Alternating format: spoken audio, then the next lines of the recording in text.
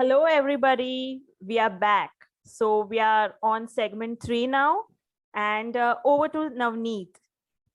All right. So now we're going to talk to Prithika about how our negative dissy parenting shows up in teens. So her experience in working with them. So yes, Prithika, how do we see the impacts on teens? Well, teens are not like kids. They are growing up. Hormones are coming into in them, and they are seeing and they have grown up and they are frustrated. So it's time for Absolutely. rebellion. That is their mindset. And the Mm, parents are shocked, like, what happened to my innocent kid who used to listen to me and do what I said and all that. always obeyed. Yes. Yeah. So yeah, they will do the opposite. You tell them something, they'll do it opposite. Like, parents Mm, say by 10 p.m. you need to go to sleep, and get up early. What will they do? I will like really tell you. They put off the lights and parents think they're sleeping. They put bed sheet, and inside the bed sheet they are scrolling through all the social media, chatting, and it becomes 2 yeah. 3 o'clock. And they are still doing that, parents thinking that, oh, my child is sleeping. No. Mm, So mm-hmm, there is, I mean, they want to enjoy that life. I'm sure mm-hmm. every teen likes that enjoyment, because after some time you need to go to work, and also they want to enjoy that. So yeah. Why do you think so what's your sense of the rebellion? Because they can't tell the truth to their parents, they will have to listen to a big sermon, that how sleeping early and getting up early is a good habit. And Yeah. that will make you an intelligent person, focused and all that. So instead of listening to that big sermon, it's better to lie. That's what they feel. Better to lie. Yeah. Yeah. So that's what they pick up, that option. In fact, the parents only are teaching all this unknowingly. We are teaching Hmm. all these things. Yeah. Yeah. We haven't given them the room to, like we said, make mistakes or do it their way and try it, Yeah. be open to that. And so, yeah, what we see is complete rebellion and kids are doing what we don't want them to do anyway. Yeah, because parents are reacting and not responding. Yes. They should be more responsive. They should be cool and calm. But no, they will Hmm. overreact to it. And that this, teens say now the drama has started. That is the thing. Yeah, I think it boils down to we're not spending the time to understand our children, Exactly. Yeah. right? Because we're painting them all with the same brush and it doesn't work that way. They're individuals. We are individuals. Yes, that's what. So the next thing is blaming others as they will get scolded. Like if someone dropped the vase, or the one of the sibling or will say, no, no, it's not me, it's my brother who dropped it. No, no, I didn't Mm, drop, dad dropped it. No, no, who dropped, we don't know. Because then mm, they say that even if we tell, we are going to be taunted for life, that we broke that vase. you know right. that vase becomes more important than the team. So that gets Mm, really irritating. So instead of the nagging and irritation and taunt, they start blaming each other, so nobody knows who has done what. So the blame mm-hmm. game starts. That's what the teens suffer in all this. Yeah, I think the lack of trust because we tell our children, it's okay, tell us the truth. Don't lie, just tell us the truth. But when they do, they're still punished for it. Yeah, exactly. Yeah. And then gets annoyed, like every step they take, parents give direction which annoys them, like wash the dishes in a proper way, you're not washing the dishes Mm, properly. You need to wash dishes at this time, why are you washing dishes at that time? You need to eat like this, you need to sit like this, you need to fold the clothes like this. That perfection, perfection, perfection gets really annoying, and that then it blows up you know right. one fine day, and many Yeah. of the teens, I would say, because of this annoying behavior, have told me I want to stay in another city. I want to leave the country. It's not because of the country Mm, that is problematic. It's because I don't want to stay close by to my parents. parents, So, yeah. so that is the biggest reason many teens are leaving the country, leaving the city, leaving the state for that Family, yeah. reason. And it's a very Yeah, sad absolutely. situation, you know. And I feel really bad both for the teen and for the parents. Yeah, absolutely. Absolutely. They feel like they have to run away or, be elsewhere in order to be free or, live life how they want to. Yeah, that's what. Hmm. Yeah. And then they have to follow certain timetable, be organized, that you have to eat good food, home cooked food.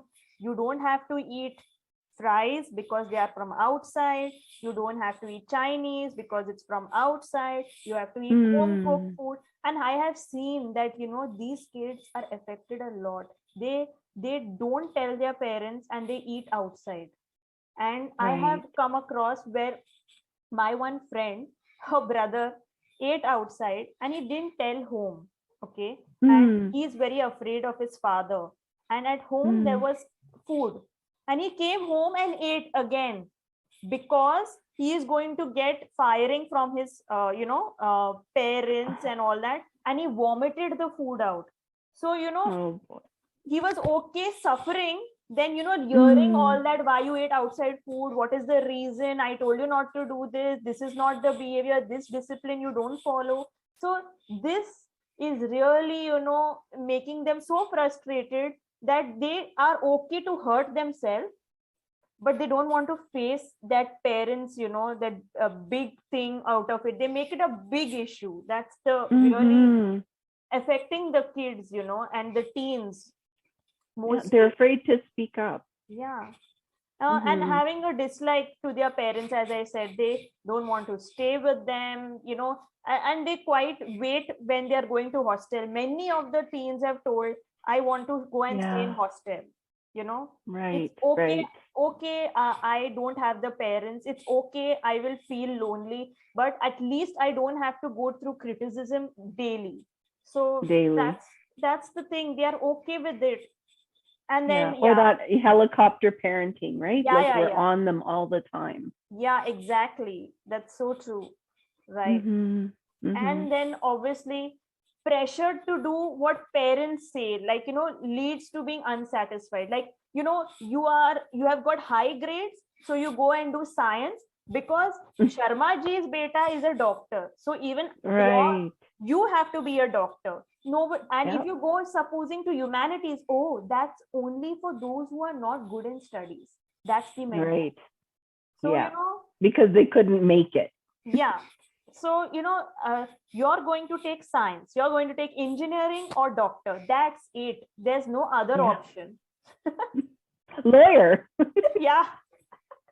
I mean, Three options. yeah, I mean, the mental health is to know, huh? Never. They will not allow Yeah. you for that because mental health means you're a mad doctor. So that is impossible. So I'll tell you my dad's story. So my dad, and this was like, I mean, he would have been 80 years old this year, but he loved psychology Okay. back in the day, like back in India, that Yeah. many years ago. But they said, no, no, no, we already have a doctor. So my dad's older brother, was a dentist. Okay. And we already have a doctor. So you be a lawyer. Okay. Yeah, so he did law. He did like 4 years of school in 1 year. Very, very smart. But he is not lawyer material. That was not his personality. That just wasn't him. He didn't love it. He did it, but he never pursued it when he came here to Canada because he never liked it. He always wanted to do psychology, and that just wasn't even a thing. So yeah, Yeah, that's the thing, parents pressurize their choice of education on the children. yeah, on their children. Yeah, And that is the reason of many suicides, many children going to depression. yeah, So that needs to be rectified. And then obviously the children have never heard a no as kids. And when they grow up, they are going through a lot of rejections in their jobs. Being teenagers, people work too. So they are saying, oh, I am rejected. I am worthless. That's why. And that rejection becomes a part of their life. They start getting Yeah. negative. Parents have told them that you have to pass in life, you have to be a winner. But they have not told them that failure also is a stepping stones to success. That is not told to the child. And then the teen goes on to say that I need to win. I heard Yeah. one of the teens saying, I want to win. If I Hmm. fail, I am a useless person. That is what Yeah. is, feelings that they have. So it's really We sad. think there's, only one way, one path. We don't realize that, okay, we can step from here to here back, and still get to the end goal. Yeah, It's just, this is the only way, straight and narrow. exactly. So yeah, so this is how the Mm. teens suffer. And I really want my community, our community, to change this mindset. And I'm Yes, telling you, Navneet, there are a lot of talented teenagers who love to play absolutely. the guitar, love to sing, love to design. But because of pressure of society, they have stopped everything, stopped sketching, stopped music completely. Yeah. No, so just losing their passions.